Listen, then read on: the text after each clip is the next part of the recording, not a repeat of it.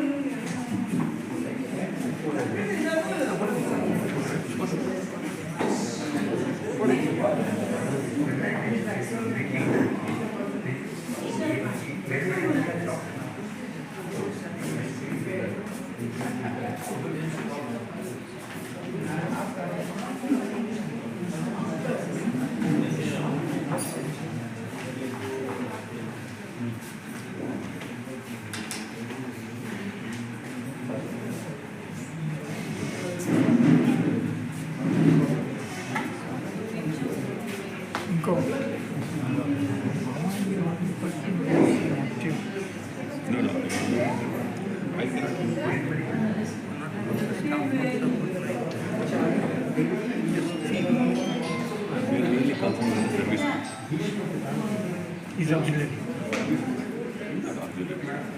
Yes, yes. No.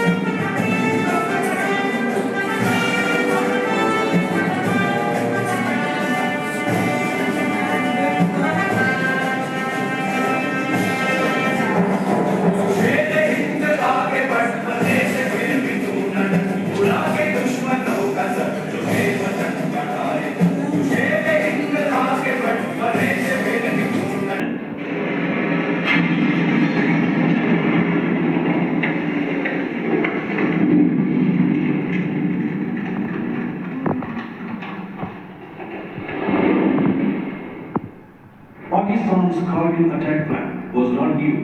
It is believed that the plan was drawn way back during the time of General Zia, but was shelved multiple times due to lack of political will and right timing. But when General Musharraf became the army chief, he activated the plan covertly. The infiltration was codenamed Operation Badr. The objective of the plan was to sever the link between Kashmir and Ladakh. This is achieved by occupying the high elevation post and pushing artillery close to the Srinagar Lake Highway, thereby cutting the supply route to the Siachen Glacier, and thereby forcing India to withdraw from Siachen. Pakistan also believed that any tension in the region would internationalize the Kashmir issue, helping it to secure a speedy resolution. But why Kargil? Kargil and its adjoining townships are no ordinary places. This is a mountainous terrain with an average elevation of 30,000 feet above sea level. Pakistan's master plan was to secretly send in soldiers during the closing of winter season, occupy the vacant Indian post, dig in deep and acclimatize themselves and be ready to fight the Indian soldiers returning to their posts in spring. The nearby base of Skardu would serve as a logistics and supply base. This base is off limits to the Indian artillery. So he's not a very easy person to get.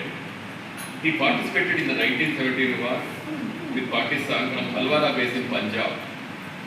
He has a very rich experience in flying. I think I shouldn't be taking too much of time.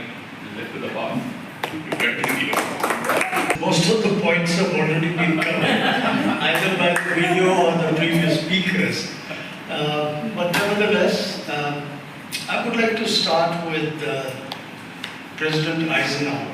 He was the 34th US President and well known for two of his sayings.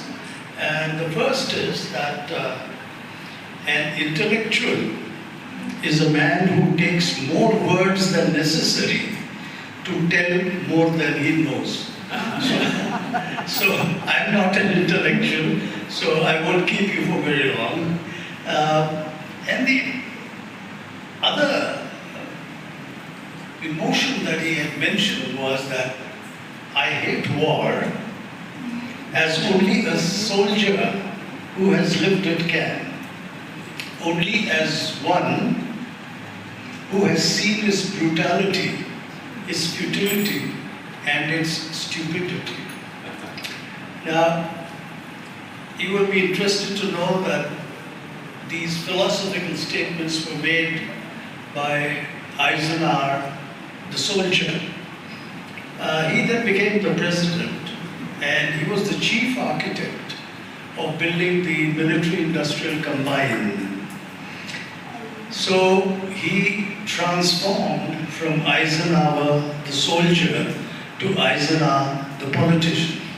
So it's always a wonder how a person transits from such lofty ideas, and as you well know, that the military-industrial combine, for it to exist, and indeed it has supplied a lot of money and a lot of wealth to the United States, and therefore it needs to ensure that there are wars happening all over the world, because only then will they be able to sell the arms. So, to go back to the question of how come a soldier can turn into a politician and have a different value system, I suppose it would be quite the same as soldiers who turn into businessmen, you know. So it is, but that again is, I think, another topic for another day. The problem with speech giving is that when you give a speech, really speaking, you are telling the audience what you want them to know. I think the better way really is to have a question and answer, so that you're telling the audience what they want to know. You know? However, this event which we are here for is like it was said, it's a very solemn occasion that Captain Subaya said, indeed it is. So, and the background has been covered, of course, the duplicity of Pakistan having received our ex-Prime Minister, late Prime Minister Vajpayee, who had kept out his hand of friendship by doing that trip in the friendship bus to Lahore. And by the time he got back, of course, Musharraf had already sanctioned his colleagues who were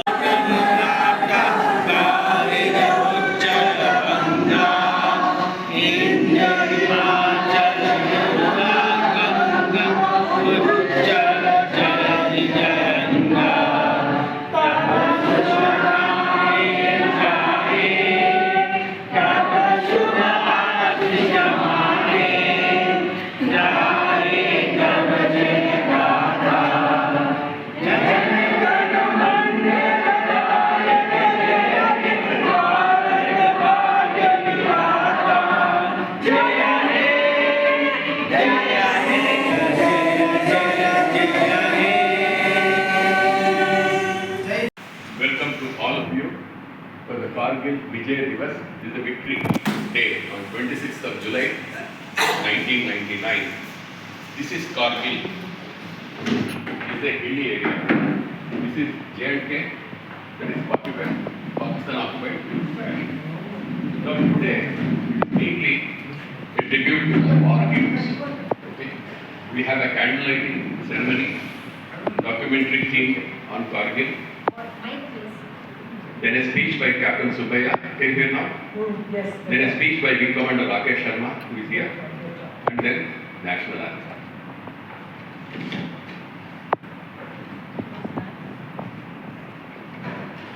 See, all of us are not exposed to war. All of us are not exposed to war because we are civilians. There are specially trained men and women in the three armed forces, Army, Navy and Air Force, to take on the external aggressors head on. In the line of duty, some are gravely injured and some sacrifice their life for a greater cause. They became martyrs and gave up their today for a better tomorrow to all of us. There is no sacrifice more supreme than that in the battlefield. Today is the day to remember the heroism and sacrifice of our forces in the Kargil War of 1999. The heroes of Kargil War, to name a few, are late Captain Vikram Batra, Subedar Yogendra Singh, and many more. In fact, we had something like 500 plus soldiers dead, something like 1390 plus injured badly. So I request all of you to light the candle in honor of the fallen heroes of Kargil. This will be followed by screening of a patriotic hymn. Later we have a special speech by Captain Subaya and Commander Rakesh Sharma. I will introduce them later. Thank you.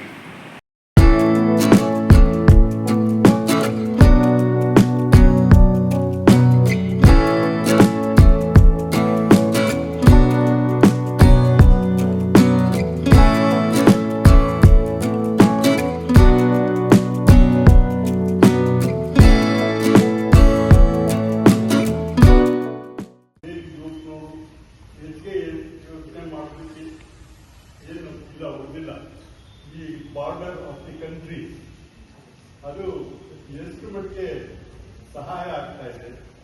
ಆ ಕಾರ್ಗಿಲ್ ಅನ್ನು ಬೆಟ್ಟಿದ್ದು border ಮಾಡ್ಕೊಂಡು ಹೋದ್ರೆ ಅದನ್ನು ಹೇಗೆ ಅದನ್ನ ಅಳತೆ ಆಗ್ತದೆ, ಹೇಗೆ ಬಾರ್ಡರ್ ಮಾಡ್ತಾರೆ. ಈ ನಂದು ನೋಡಿ ಈಗಿರೋದು ನಮ್ದು ಅಂತ ವಾರು ಆಗುವಾಗ ಮುಸ್ಲಿಂ ಪಾಕಿಸ್ತಾನದಲ್ಲಿ ಮುಸ್ಲಿಮ್ಗೂ ಇದ್ದ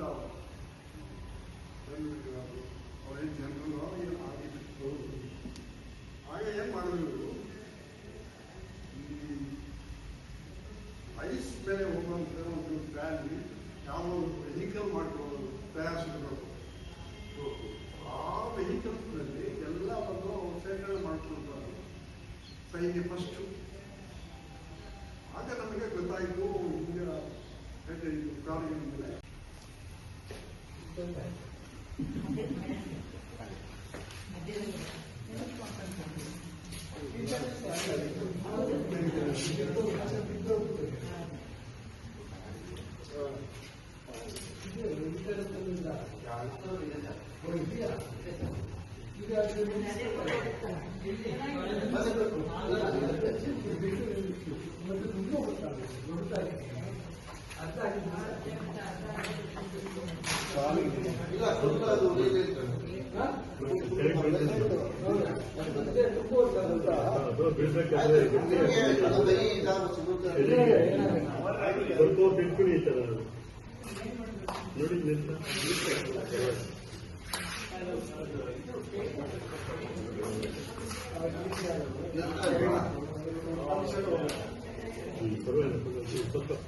ಸ್ವಲ್ಪ ಬಿಡಿ, ಸ್ವಲ್ಪ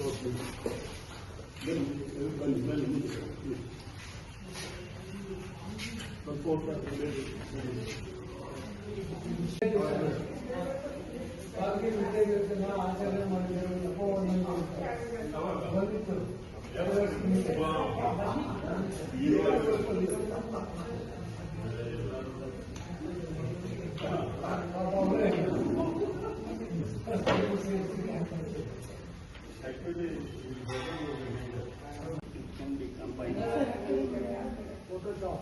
ನೀನು ಓಡ್ ಬಂದು ಈ ಕಡೆ ನಿಂತ್ಕೊಂಡು ಸೆಲ್ಫಿ ಓಡ್ಬಾ.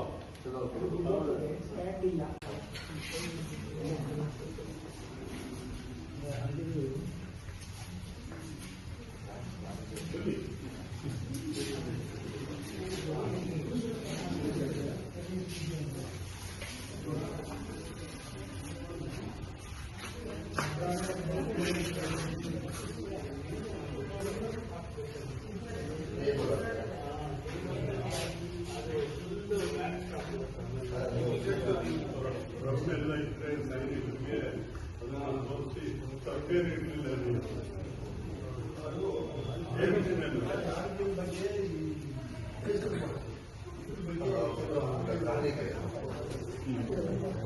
ಎಲ್ಲಿ ಯಾರು ನೋಡಿ ಯಾರು ಎಲ್ಲ ಸ್ಟೋರ್ ಮಾಡ್ತಾ ಇದ್ರು, ಸಿಗೋದಿಲ್ಲ ಅಂದ್ರು. ಸ್ವಾತಂತ್ರ್ಯ ದಿವಸ ಇದಾಗಿದ್ದು ಕಮಾಂಡರ್ ಆಗಿದ್ದಾರೆ.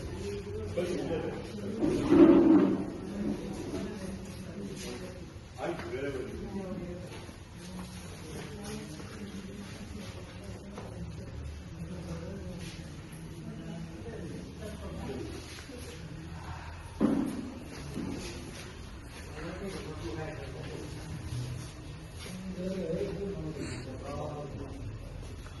ನಮ್ಗೆ ಯಾರು ದೇಶಕ್ಕೋಸ್ಕರ ಯಾರು ಮಾಡಿದಾರೋ ಜೀವನಕ್ಕೋಸ್ಕರ ನಾವು ಎಲ್ಲ ವರ್ಷ ಸೆಲೆಬ್ರೇಟ್